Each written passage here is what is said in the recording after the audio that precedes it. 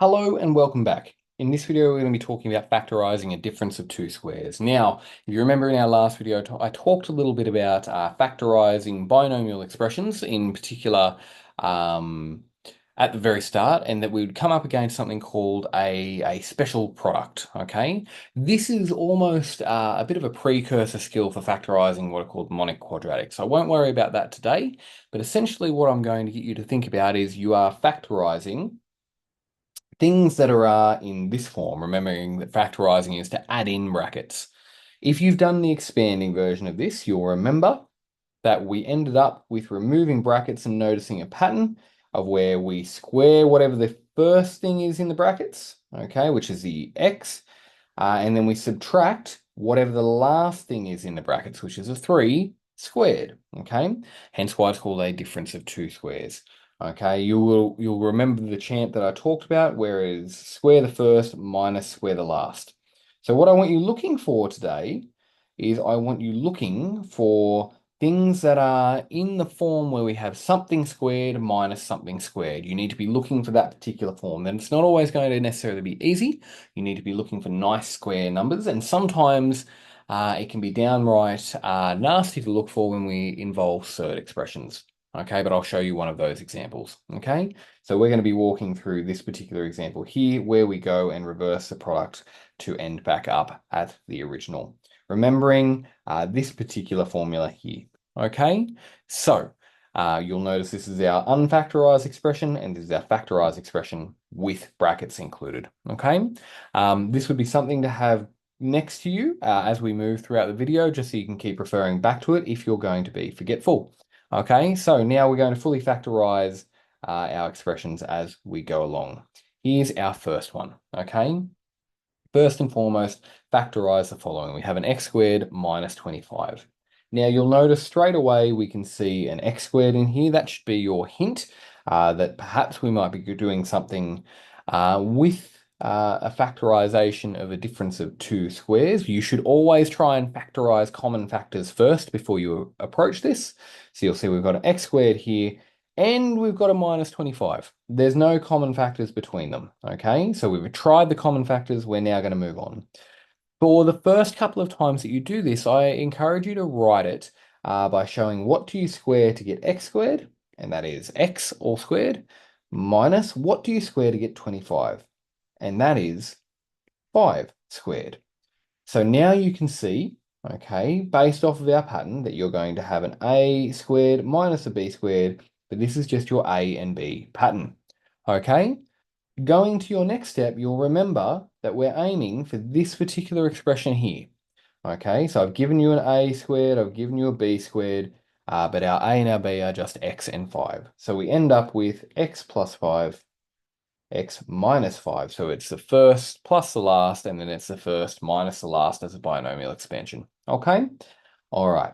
So moving on to the next one, I'll pause here if you want to try and attempt this yourself, okay? Recognizing that we've got an x squared minus 16. I want you to practice writing it in the squared form, okay? So something to a power of 2 and something to a power of 2 to recognize the pattern first, because it'll help us out with more complicated examples, okay? All right, now let's jump into it. Rewriting the first term, okay, of our expression, it is x squared. Rewriting the second term, it is 4 squared. That's the number that we square to go and get 16. So I end up with x plus 4, x minus 4. Again, coming away from that particular formula here. So we're going this way and we're adding in brackets. Okay? All right, on to the next one. Sometimes you'll get something that looks a little bit more complicated, and then it's not just worrying about a letter or a number to be squared, it's worrying about both at the same time. So if you want to pause here and give this a go, that would be my advice. Okay, have a bit of a practice, make some mistakes, learn from them. Okay, and I'm about to go through into this. I'm going to follow the exact same example as what I've done before. So you'll look at the first term and you'll go, okay, all right, I have a number, 25. We know that's a square number, and I have a letter. We're going to apply our power of a power law for index laws in reverse. And you'll notice that 25x squared can be written as 5x with all of it being squared, okay? Because we can square 5 and get 25 and square x and get x squared. Subtract 36 is a square number. Think about what you have to square to get 36. it's 6. So you'll end up with 6y all squared. This step here taking a little bit of time. However, now both of these things are your A and your B term, okay? So putting that into the expression above from that formula, remembering that this is what we're after, we have our A and we have our B, okay? We're going to end up with 5x minus 6y or 5x plus 6y. You might notice that I have done something slightly different. I've put the minus in the first bracket and the plus in the second. It's completely and totally up to you. There is no harm depending on what order you do it, as long as you're consistent across the two brackets, okay? All right, so now diving into our next example. Again, you can pause here before I jump into it. I want you to really understand that the first thing that you should always do is to check if there are any common factors. Okay, so checking if there are common factors first and then seeing if it's a difference of two squares. You'll notice here that on both of them I have a number. Okay, I didn't check in the last one. I wanted you just to get a bit of a feel for it. 8 and 18 both have a common factor. You'll notice they have a common factor of 2. I'm going to factorize that because you'll see straight away that 8's not a square number, nor is 18. But if I do a little bit of work and I factorize out the common factor of 2, using our skill from our last video, I'm left with 4x squared minus 9y squared. Now you'll see straight away inside this bracket, well, actually, we do have some square numbers going on. And that inside of the bracket looks a little bit more like what we're after for a difference of two squares. Okay, going a little bit further, you'll see we'll leave the 2 there. I'm going to make our brackets different so you can see the differentiation. And that first term can be written like this, and our second term can be written like this. You'll see straight away that we have our A term and we have our B term. It is something squared minus something squared, and we can factorize that inside of the bracket to end up with the difference of two squares. So we end up with 2.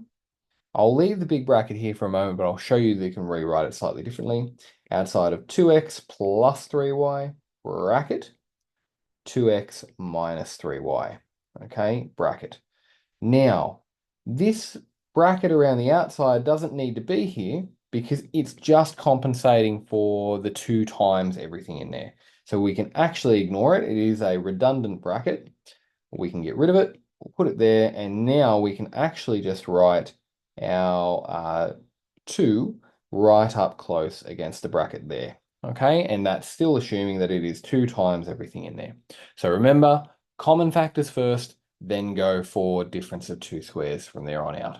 Okay, all right. Now, for a slightly harder example, you might notice straight away we have no square number here. So you need to have a little bit of a think. What do I go and square to get the number of 3? I'll get you to pause here, have a bit of a practice, have a bit of a play before you move on. Now, what do I square to go and get 3? Well, I know what I need to square to go and get x squared, but I need something in here that I can square to go and get 3.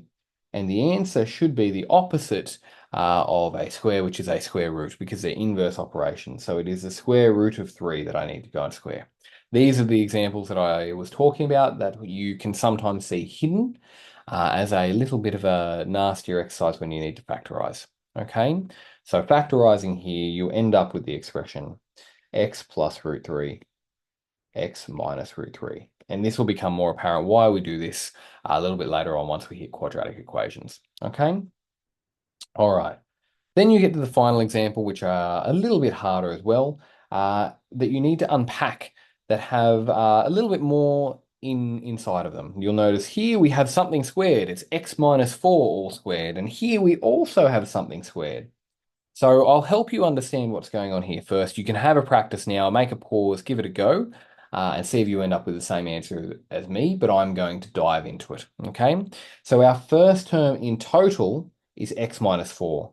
Our second term in total is going to be whatever we square to get 25, which is 5 squared. So writing that out, you'll see what happens here. I end up with an x minus 4 all squared minus 5 all squared, and that's where we end up with our A and our B.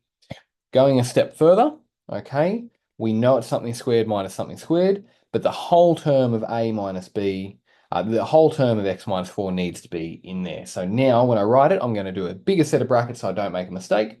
And I'm going to do x minus 4, okay, plus 5 in the first bracket, noting here that this is my A plus B, okay?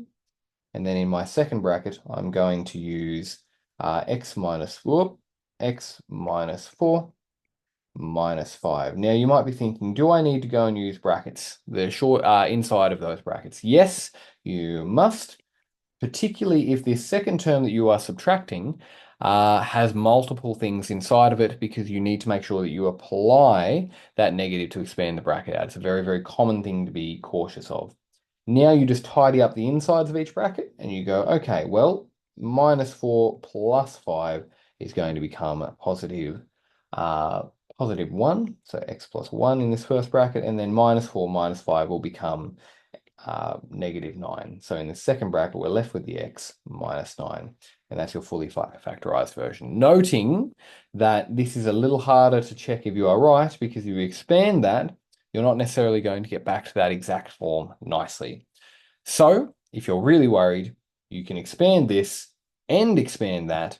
And if you end up with the same answer, then you know you are correct. Okay? All right. That's it for the idea of factorizing difference of two squares in for the moment. We'll go a little bit further with this once we hit quadratics, and we'll use it inside of quadratic equations. Okay, thank you very much.